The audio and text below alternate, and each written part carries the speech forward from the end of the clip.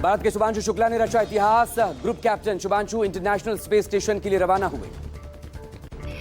Captain Shubhanshu ISS का दौरा करने वाले पहले भारतीय बने और राकेश शर्मा के 1984 के मिशन के बाद अंतरिक्ष में जाने वाले दूसरे भारतीय। शुभांशु के साथ ही 3 और अन्य अंतरिक्ष यात्री।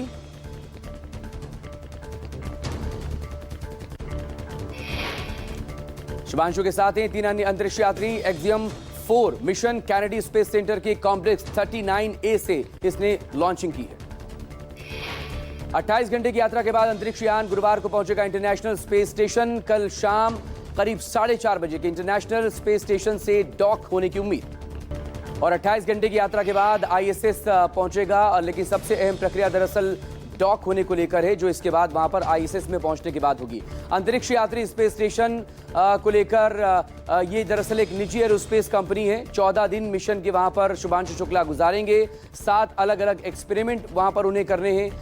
भारत की तरफ से जो संस्थाएं हैं उनकी तरफ से यहां पर उन्हें रिसर्च करने के लिए ये तमाम मिशन उन्हें दिए गए हैं। वहां पर ये एक्सपेरिमेंट करेंगे और इसकी आने के बाद रिपोर्ट सौंपेंगे। इधर शुभांशु शुक्ला की अंतरिक्ष यात्रा को लेकर उत्साह का माहौल है। लखनऊ में शुभांशु के घर शुभांशु के स्कूल में जश्न मनाया गया है। शुभांशु के मां और पिता इस दौरान बेहद भावुक नजर आए। शुभांशु के पिता ने बेटी की उपलब्धि पर खुशी जाहिर की। कहा, हम सभी के लिए ये खुशी का पल है। हम क्या देश प्रदेश सभी नहीं, डर नहीं लगता ना, हमें डर लगा ना बच्चे को डर लगता। हम डरते नहीं, जिंदगी भर कभी नहीं डरे, आज भी नहीं। आपातकाल के 50 साल पूरे होने के बाद होने पर बीजेपी आज देश भर में मना रही है संविधान हत्या दिवस। देशव्यापी कार्यक्रम के तहत अलग अलग राज्यों में कार्यक्रम का आयोजन। 25 जून 1975 में तत्कालीन प्रधानमंत्री इंदिरा गांधी ने इमरजेंसी लागू की थी। आपातकाल की 50वीं बरसी पर देश भर में 200 से ज्यादा जगहों पर बीजेपी की तरफ से कार्यक्रम रखे गए। बड़े पार्टी नेता शामिल होंगे। आपातकाल को लेकर पीएम मोदी के लिए की किताब का आज विमोचन। प्रधानमंत्री की यह किताब आपातकाल के दौरान और उसके बाद हुए संघर्षों और घटनाक्रम पर आधारित।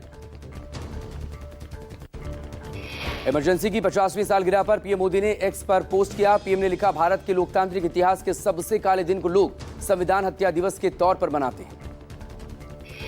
रक्षा मंत्री राजनाथ सिंह ने लिखा, आज से 50 साल पहले आपातकाल के माध्यम से गला घोंटने का कुत्सित प्रयास किया गया था।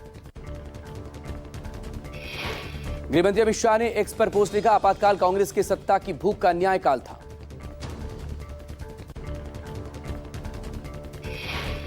आपातकाल के 50 साल पूरे होने पर उत्तर प्रदेश के उप मुख्यमंत्री ब्रजेश पाठक ने कहा, 50 साल पहले 25 जून को कांग्रेस पार्टी की तरफ से आपातकाल लगाकर संविधान की धज्जियां उड़ाई गई थी। ब्रजेश पाठक बोले, हम सब जनता को उस काले अध्याय की याद दिलाएंगे जब आजादी खत्म कर दी गई थी।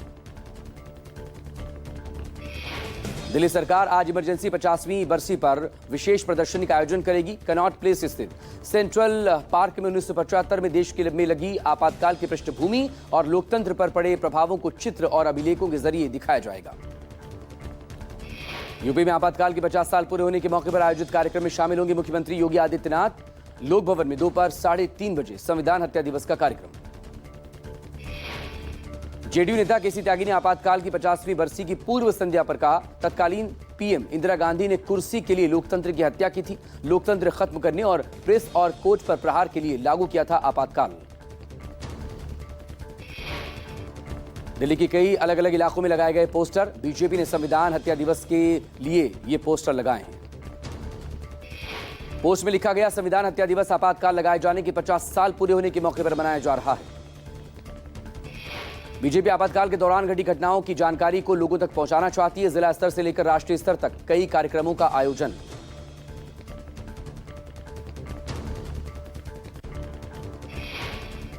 दिल्ली के रिठाला मेट्रो स्टेशन के पास मौजूद पॉलिथीन फैक्ट्री में लगी आग, 4 लोगों की मौत, 3 जख्मी। आग इतनी भयानक थी, दूर से काला धुआं साफ दिखाई दे रहा है। एक बहुमंजिला फैक्ट्री होने की वजह से तेजी से आग फैल गई। बताया जा रहा है कि फैक्ट्री में प्लास्टिक और कपड़ों के प्रिंटिंग का काम होता था। फायर ब्रिगेड की 15 गाड़ियों ने कड़ी मशक्कत के बाद आग पर काबू पाया। रक्षा मंत्री राजनाथ सिंह का चीन का दौरा है। आज चीन के किंगदाओ में शुरू होने वाले शंघाई सहयोग संगठन में शामिल होंगे। राजनाथ सिंह सम्मेलन में आतंकवाद और उग्रवाद को खत्म करने के लिए सहयोगात्मक प्रयासों को बढ़ाने पर जोर दे सकते हैं। कई अहम हस्तियों से मुलाकात भी मुमकिन। पाकिस्तान भी एससीओ का मेंबर है और सम्मेलन में पाकिस्तान के रक्षा मंत्री ख्वाजा आसिफ की शिरकत मुमकिन है। अब भारत पाक रिश्तों को देखते हुए मुलाकात की संभावनाएं बिल्कुल भी नहीं। एससीओ के मेंबर में भारत के अलावा कजाकिस्तान, चीन, किर्गिस्तान, पाकिस्तान, रूस, ताजिकिस्तान, उज्बेकिस्तान, ईरान और बेलारूस भी शामिल।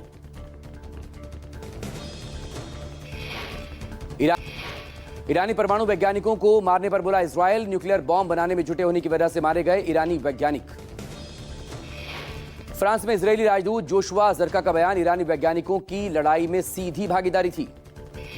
ऑपरेशन सिंधु के तहत भारतीयों की वापसी जारी। मंगलवार रात भारतीयों का 11वां और 12वां बैच नई दिल्ली पहुंच चुका है। विदेश मंत्रालय के मुताबिक ईरान से अब तक 2858 भारतीय निकाले गए, जबकि इजरायल से 585 भारतीयों की वापसी हुई। ऑपरेशन सिंधु के तहत नेपाली श्रीलंकाइयों की भी वापसी। इस बार 3 श्रीलंकाई और 2 नेपाली नागरिकों की वापसी हुई। भारत सरकार का इन्होंने शुक्रिया अदा किया। बवाना इंडस्ट्रियल एरिया को हरा भरा बनाने के लिए बवाना इंफ्रा ने पौधारोपण की शुरुआत की। साथ ही बीमार और लावारिस गायों के लिए एम्बुलेंस सेवा शुरू की गई। इसके अलावा जरूरतमंदों को कपड़े और जूते बांटे गए। कार्यक्रम में बीजेपी के विधायक रविंद्र इंद्रराज के साथ ही पार्टी के पूर्व राष्ट्रीय उपाध्यक्ष श्याम जाजू ने भी शिरकत की। आम आदमी पार्टी पंजाब और गुजरात उपचुनाव में मिली जीत का जश्न दिल्ली में मनाएगी।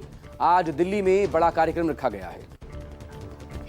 इस मौके पर दिल्ली में स्थित कपूरथला हाउस में कार्यक्रम किया गया है। कार्यक्रम में पार्टी के राष्ट्रीय संयोजक अरविंद केजरीवाल और पंजाब के मुख्यमंत्री भगवंत मान समेत कई बड़े नेता शामिल होंगे।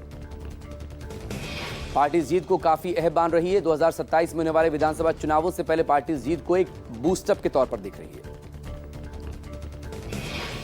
महाराष्ट्र के डिप्टी सीएम और शिवसेना शिंदे गुट के प्रमुख एकनाथ शिंदे ने राहुल गांधी को आड़े हाथों लिया। कहा, महाराष्ट्र चुनाव पर बिना सिर पैर के आरोपों से बेहतर होगा राहुल गांधी चुनाव आयोग या फिर कोर्ट में सीधे अपील कर दें।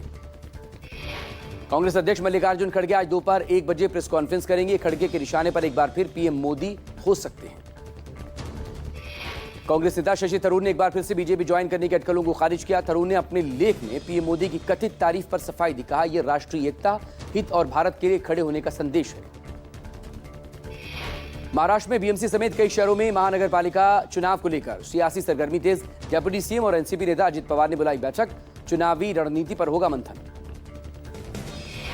हिमाचल प्रदेश में सुखविंदर सिंह सुक्खू सरकार ने होम स्टे के जरिए जीवोपार्जन करने वालों को बड़ी राहत दी है। आज से होम स्टे को लेकर नियम बदल जाएंगे। होम स्टे नियम 2015 के तहत एनओसी लेना जरूरी नहीं होगा। यूपी के इटावा में जाति विशेष के खिताबवाचक के साथ हुई मारपीट मामले पर गरमाई सियासत। सपा अध्यक्ष अखिलेश यादव ने प्रेस कॉन्फ्रेंस कर कहा, पीडीए के मान से बढ़कर कुछ नहीं, दोषियों पर कड़ी कार्रवाई हो। अगर नहीं हुई कार्रवाई तो फिर आंदोलन होगा। यूपी के डिप्टी सीएम केपी मौर्य ने समाजवादी पार्टी के अध्यक्ष अखिलेश यादव पर राजनीति के आरोप लगाए हैं। मौर्य ने कहा, यूपी के मौजूदा समाज में भेदभावपूर्ण मानसिकता वालों की कोई जगह नहीं है। इस मामले में भी दोषी बख्शे नहीं जाएंगे। इधर इटावा में 2 यादवों के साथ मारपीट और अपमानित करने की घटना, कथावाचकों के जबरन सिर मुंडवाने और चोटी काटने का वीडियो सामने आया है। कथावाचकों पर अपनी वास्तविक पहचान छिपाने के आरोप लगाए गए। कथावाचकों की जमकर पिटाई के बाद महिला के पैरों पर नाक रगड़कर माफी मंगवाई गई। वीडियो सोशल मीडिया पर सामने आ चुका है, जिस पर संज्ञान लेते हुए पुलिस ने मुख्य आरोपी समेत 4 को गिरफ्तार किया। कथावाचक के साथी से मारपीट, हारमोनियम तोड़ा गया। आरोपियों ने कहा, ब्राह्मणों के गांव में भागवत पाठ करने की हिम्मत कैसे हुई। पुलिस ने मामले में 4 लोगों को गिरफ्तार किया है। जम्मू कश्मीर में बारिश से बिगड़ते नजर आ रहे हालात। लगातार हो रही बारिश से जम्मू की तवी नदी का जलस्तर अचानक से बढ़ा। एक शख्स सैलाब के बीच फंस गया। काफी देर से नदी के बीचों बीच शख्स को बचाने के लिए एसडीआरएफ और रेस्क्यू ऑपरेशन चलाना पड़ा।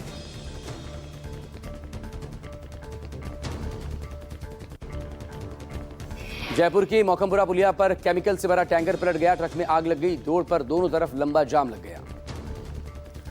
मौके पर पहुंची फायर ब्रिगेड की टीम ने आग पर काबू पाया। हादसे में टैंकर चालक की कैबिन में फंसने से मौत हो गई।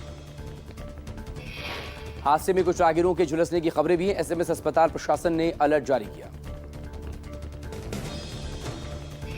हरियाणा के यमुनानगर में भारी बारिश से जलमग्न हुआ पूरा इलाका। सड़कों पर 3 फीट तक पानी भर गया। प्रशासन की तमाम तैयारियों की पोल खुली। भारी बारिश में राहगीरों को परेशानी का सामना करना पड़ रहा है। पानी के बीच में फंसी कई गाड़ियां, लोगों के घरों में घुसा बारिश का पानी। स्थानीय लोगों ने मोर्चा संभालते हुए गंदे नालों को खोलने का काम शुरू किया। हल्द्वानी में तेज बारिश की वजह से नहर में कार बह गई। हादसे में एक बच्चे समेत 4 लोगों की मौत।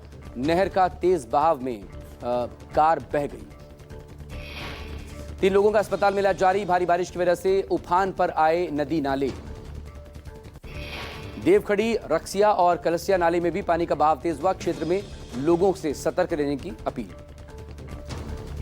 शहर में जलभराव वाली जगहों को निगरानी कर रहा है प्रशासन। Alert mode, fire service, police और आपदा प्रबंधन की टीमें।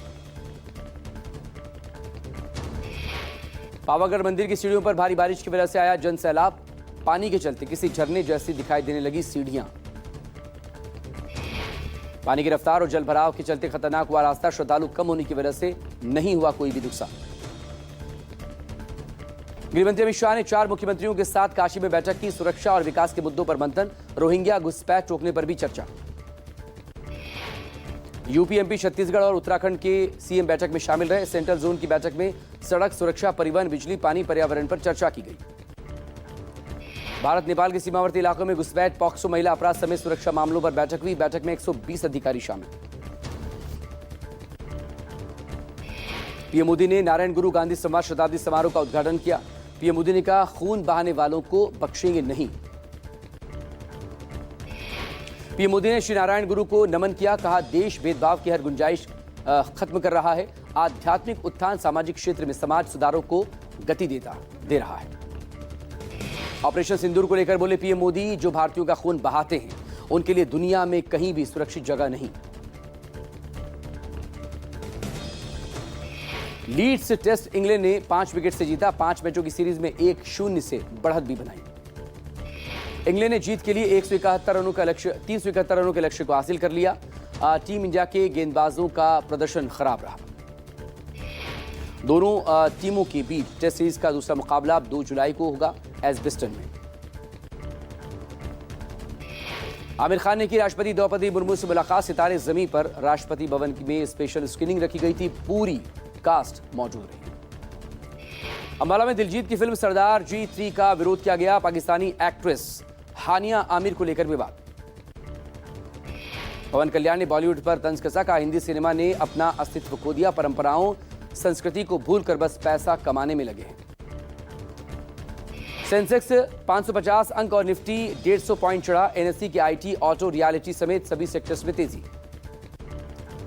पीएफ अकाउंट से 72 घंटे में निकाल सकेंगे 5 लाख रुपए। अधिकारियों की जांच की जरूरत नहीं होगी। पहले इसकी लिमिट 1 लाख तक की थी। रेल किराया बढ़ाने की तैयारी। 1 जुलाई से लागू होगी नई कीमतें। एसी में 1000 किलोमीटर के सफर पर 20 रुपए अब ज्यादा चुकाने पड़ेंगे। फोन पे आईपीओ के लिए अगस्त में ड्राफ्ट पेपर्स फाइल करेगी। इशू से 13,014 करोड़ रुपए जुटाने का प्लान। 0.50% सस्ता हुआ एलआईसी हाउसिंग फाइनेंस का होम लोन। अब 7.5% इंटरेस्ट पर मिलेगा कर्ज। आज नाटो की समिट का दूसरा दिन है। सदस्य देशों के प्रमुखों की मीटिंग होगी। ट्रंप और दूसरे देशों में आर्टिकल 5 रक्षा बजट पर मतभेद। जापान के पीएम इशिबा नाटो सम्मेलन में नहीं जाएंगे। उनकी जगह विदेश मंत्री के शामिल होने की संभावना। बिलावल भुट्टो ने इजरायली हमलों की तुलना ऑपरेशन सिंदूर से की। सिंधु संधि पर भारत को जंग की चेतावनी भी दी। नीरज चोपड़ा ने ये 4 दिनों के अंदर दूसरा टूर्नामेंट जीता है। गोल्डन स्पाइक मीट में नंबर 1 पर रहे हैं। 85.29 मीटर दूर भाला फेंका। सांसद प्रिया सरोज और क्रिकेटर रिंकू की शादी चली। लड़की के पिता ने कंफर्म किया। कहा, वे 2 से 3 महीने क्रिकेट में बिजी हैं।